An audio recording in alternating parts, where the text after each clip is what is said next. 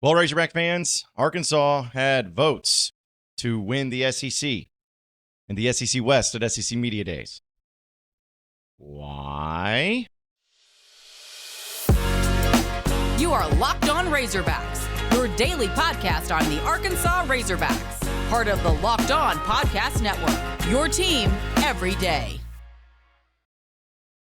Welcome into Locked On Razorbacks podcast. I am your host, John Nabors. I'm also the host of Out of Bounds. You can catch every weekday afternoon from 1 to 4 on 1037 The Buzz and 1037thebuzz.com. Hope everybody's having a wonderful Friday as we have made it to the point to where we got some news with the SEC and the media days that have been quite fascinating, to say the least. Oh, man, this one. So, we'll have some, I had an interview actually with Greg Sankey, the SEC commissioner, which we'll play back, which was really fascinating and really cool to see and hear what some of the things he had to say. But let's do this. It just happened. I was going to do something different on the podcast today, but with the voting coming out a little earlier than I thought, let's break it down. Arkansas, according to the SEC Media Day voting, is officially picked to finish fifth in the SEC West, behind Alabama, LSU, Texas A&M, Ole Miss, and in front of Auburn and then Mississippi State. Arkansas received 3 votes to win the SEC West and 2 votes to win the SEC. Okay. Rocket Sanders is the only player that was named to first team All-SEC from Arkansas. And KJ Jefferson was named to second team All-SEC, as well as Brady Latham. I didn't think that they did third teams, but they did. All right. But there's no Arkansas players on the third team either. Dwight McGlothern, Nudie, is at second team. And that's it. Nobody else listed as far as all SEC teams go for Arkansas. So you got 1 player on first team with Rocket, 2 players on second team for Dwight McGlothern and KJ Jefferson. So there's a lot to unpack here. So let's talk about the order of finish first. Let's do that first. Arkansas being picked to finish fifth in the SEC West is not surprising to me.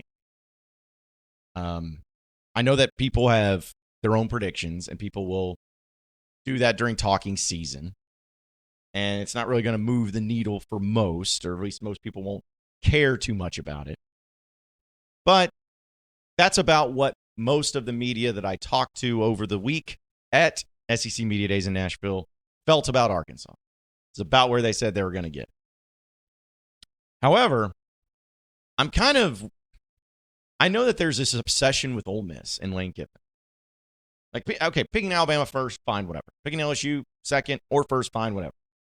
A&M, that's all based on Bobby Petrino. Being picked third, that's all on Bobby Petrino. It's the only reason they got picked finished third. Which they could, and it could work out. But I still have my reservations. Having Ole Miss at fourth is funny to me because, again, there's this obsession with Lane Kiffin. There's this obsession with Ole Miss and people wanting them to be good in the SEC because of the combo of Lane Kiffin. And, nobody gave a rat's you-know-what about Ole Miss when Matt Luke was there or when Houston Nutt was there or Ed Orgeron was there. They didn't care. David Cutcliffe didn't care. And then Hugh Freeze cheated as much as possible to get them to relevancy. And people thought that they were pretty good because of the players they brought in. But even now, it's the obsession with Lane Kiffin and Ole Miss just is funny to me. And I'm like, Ole Miss has to play Georgia this year and Alabama. How many teams have to do it? They have to play both of those teams and then go through the SEC West. I'm sorry, how can you be confident about them? Oh, yeah, they're fourth. What? Because if you're doing it this way, you're saying that they're going to lose to the 3 teams above them, and Bama, LSU, and A&M in the West. They're going to lose to Georgia. So that's 4 losses that you would believe that they would have, which you go 4-4. And then you think that they're going to beat Arkansas, Auburn, Mississippi State, and Vanderbilt confidently. I don't see that happening. Don't see it happening. So Arkansas, I think, is going to finish fourth, at least, this year. Arkansas is going to finish above fifth. Like, I just think that's, again, people loving some Ole Miss. Of course, one person had Mississippi State winning the SEC West, too. It's just funny to me. So, I mean, again, I don't have a problem with it, but I was hoping for 4th for Arkansas. That's where I feel like they're going to get. But, again, that's not surprising.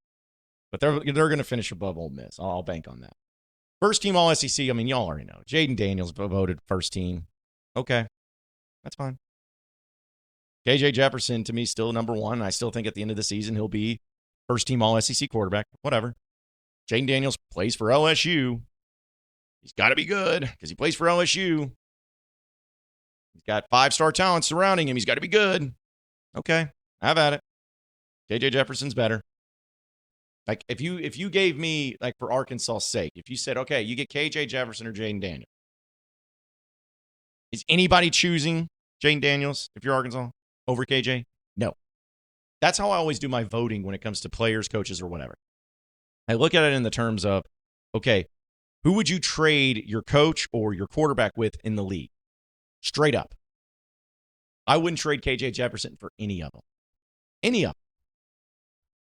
And even if you're LSU, I mean, LSU fans are going to say it, but, I mean, would you really rather have Jaden Daniels as your quarterback on LSU than KJ Jefferson?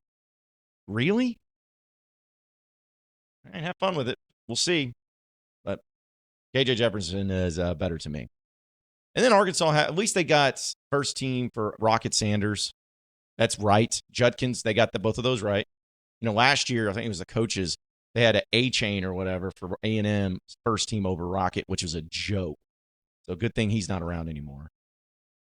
But, yeah, Rocket being first team, that makes sense. Braden Latham, yeah, that makes sense to me in the second team too. So Trey Knox got 13 tight end at South Carolina. All right. And then defense, Nudie, Dwight McLaughlin, second team. Makes sense to me too. Arkansas, okay, so here's the thing. We'll get to the Greg Sankey interview, but here's my thing. Arkansas is going to have at least 3 players on the All-SEC first team this year. There's my prediction. Arkansas is going to have at least 3 players. I think Rocket, I think KJ, and I think they're going to have a defensive player. Could be Jeff Coat, could be Landon Jackson, could be Dwight McLaughlin. But I think that they're going to have 3 players at least on first team All-SEC. And Arkansas is going to finish above 4 in the SEC. Like they're just going to count on that. But I don't know. I'm over it. No, I'm not over it. I'm still going to hold a grudge. But there you have it. There's what the predictions say. I'm sure everybody will 100% agree with my takes and not have any problems whatsoever. Right? I guess I could have read the East real quick. In the East, you have Georgia, Tennessee, South Carolina, Kentucky, Florida, Missouri, Vanderbilt. Vanderbilt got 8 votes to finish first. What has happened? Missouri's going to finish second to last. Oh, but can't wait for them to go 5-7 so Eli can light up a cigar. A lot of Missouri fans are in my mentions about that. Cracks me up. All right, well, I guess we'll find out.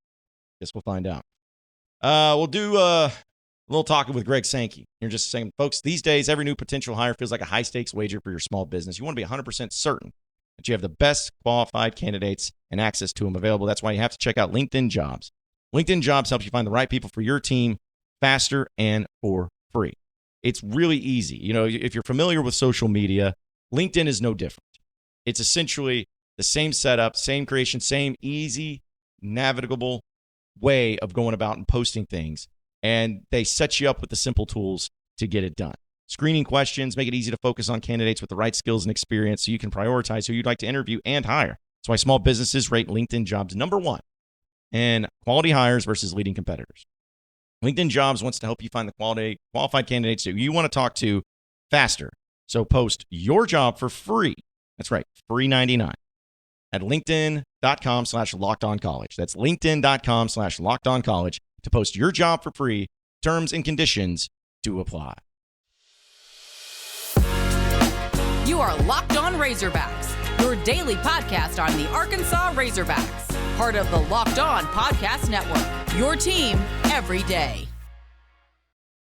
All right, so moving on into the next segment of the Locked On Razorbacks podcast. Folks, I had a great sit-down with a few players, as you saw the other day on the podcast, but also Greg Sankey, the commissioner of the SEC. we talked a little football. We talked a little bit about the future, the boring stuff. But then we got into Arkansas itself, and specifically. And I know Razorback fans feel very slighted many times against the SEC and Greg Sankey and the approach and how horrible things are at times when it comes to officiating, when it comes to scheduling, whatever it may be. Well, sit down with Greg Sankey, and we talked a little bit about all those things. And he thinks a lot of different things about Arkansas. So take a listen. Here's our interview with Greg Sankey, the commissioner of the SEC.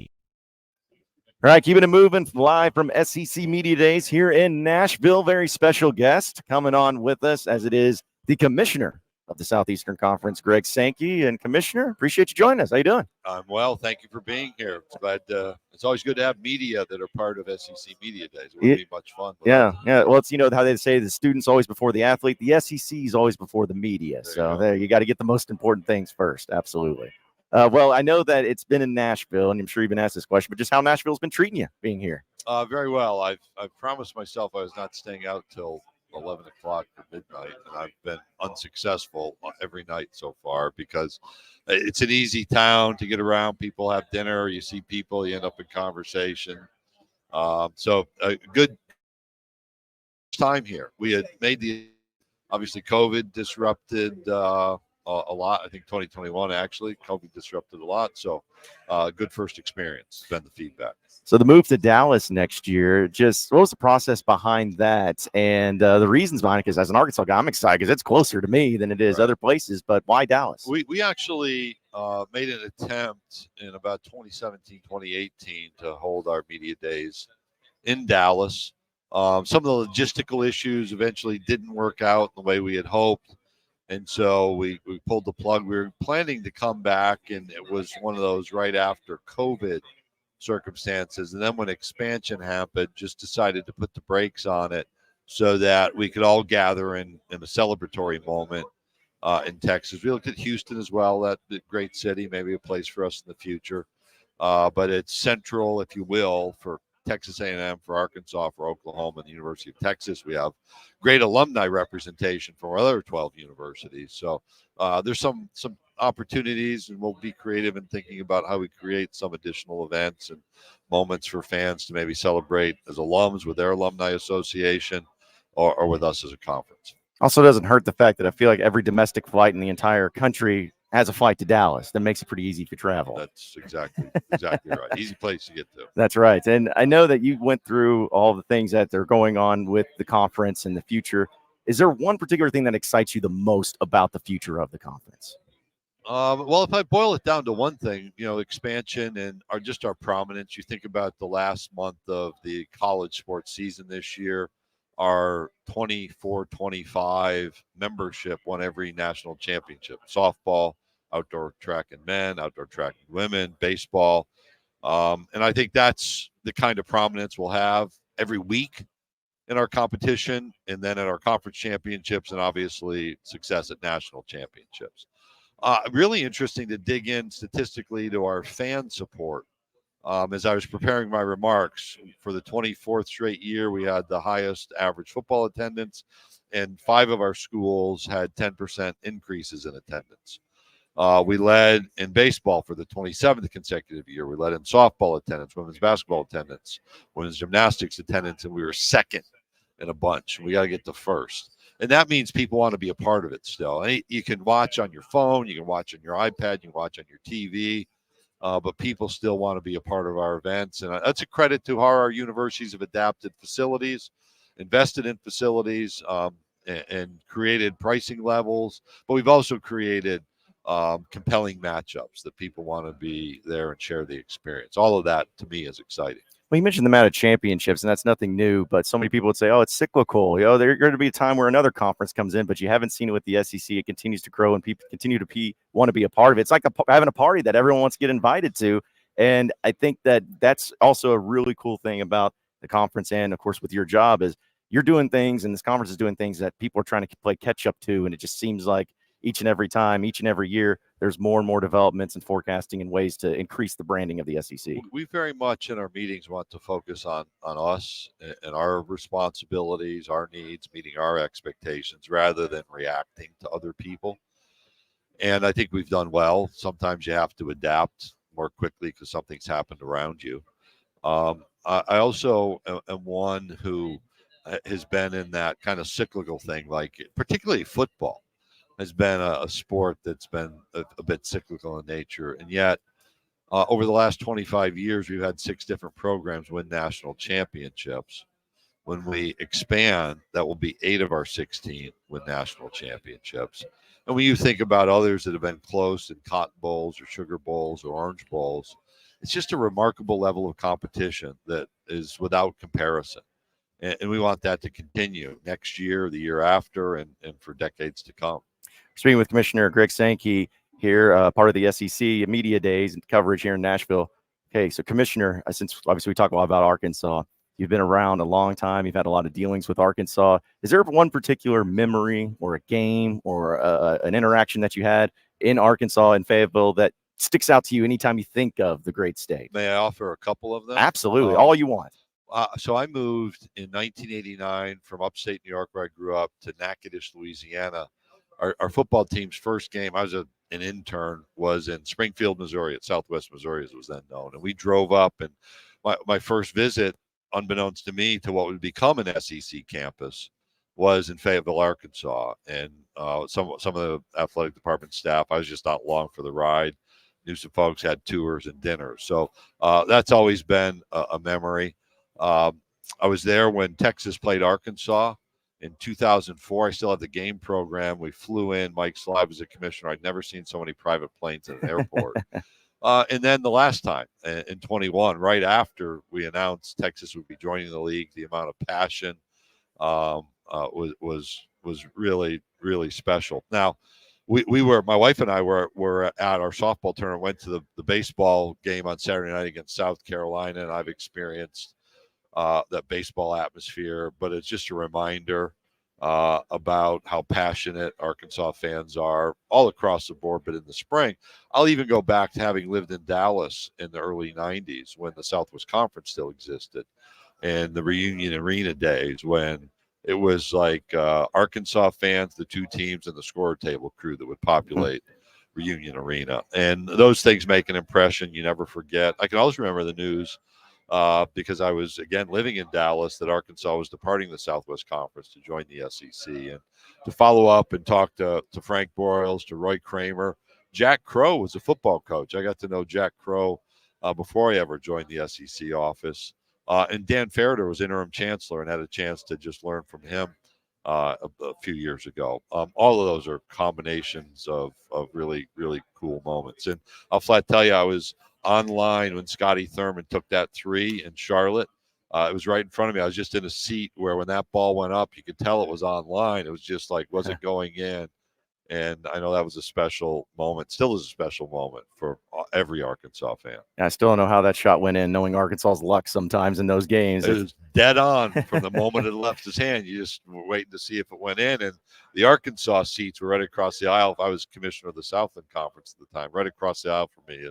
And as you can recall or imagine, the eruption was pretty cool to see. I can only imagine. Well, and I also bring up Arkansas because of course, we deal with the fans, and a lot of Razorback fans feel like the SEC's out to get them at times. They feel like, I'm sure you've seen tweets from fans just from all parts of the SEC, but Arkansas fans will sometimes feel slighted, feel like, oh, we get pushed to the side and everything.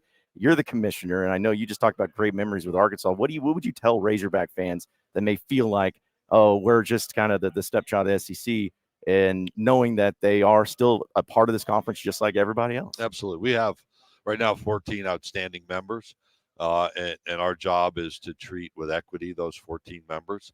Are there moments that people view one way or another based on their perspective? Where you sit is where you stand on certain issues. I'm certain there are reasons, and on social media you're not going to get into explanations for this or that. Have there been officiating errors in games? Have there been points of correct officiating that are perceived as incorrect? Absolutely. That happens over and over. It is in the officiating world, it is a human endeavor, and people are making split-second decisions that get to be questioned based on replays and conversation and different thoughts. I think what Arkansas has done as a member of the Southeastern Conference over the last 3 decades is just remarkable and special. Both the maintenance of success and the continuing success, for instance, in track and field to set a standard. But coming in with what Nolan Richardson's team had done over time, that made us all better. We're producing a film on Brandon Burlsworth through the SEC network, and to be reminded of some of those moments that I saw from afar and a few close up, that the football team has achieved some really special level of success. And, in some ways there are cyclical moments. I spoke about the crowds. I spoke about some of those memories, and I think there's a lot out in the future. And I'll go back to that 2021 game against Texas. Said that one of the unique aspects of what we've done in expansion is restore rivalries, and that's one that people talk about A&M in Texas playing, but Arkansas Texas playing is pretty special, and you can see us strengthening our western side, which is a tribute really to the vision of Frank Broyles from years ago. Well, before I let you get out of here, do you just not even look at social media mentions? I feel like on game days you probably have some things being thrown your way. Yeah, I have all my filters are on, so I did not do it that way, but it's not a healthy environment. No. And the